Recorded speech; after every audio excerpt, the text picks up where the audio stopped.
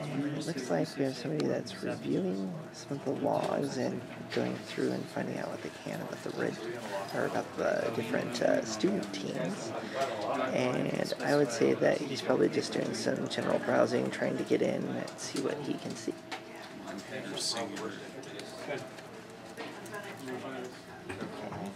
Looks like this productive red team member here, conveniently dressed in red, is going through and trying to drill down to the different, probably either web-based or Linux database files, so that way he can go in and manipulate the files as needed. And he's also reviewing some of what would be, I guess, network tables and whatnot, and those help you identify what the different machines on a particular team's network are. So for example, we have a domain controller, we have a web server, we have a database server, and we'll need to know what the machines are by reviewing the logs. The IP addresses are off to the left there, and once we know those, we can look at different exploits that we can exploit on the machines themselves.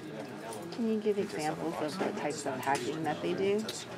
Well, one thing that you can do is, like for a domain controller, if you get that, a lot of slave machines or client machines in a network talk to the domain controller in order to tell it, okay, these are the people that I should allow into me, these are the people I shouldn't.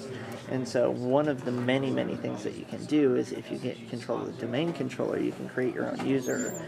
And so even if a person does, for example, block off your access later on down the road, if you've created a valid user that is of a administrative level on that domain controller, you can do whatever you want to the domain.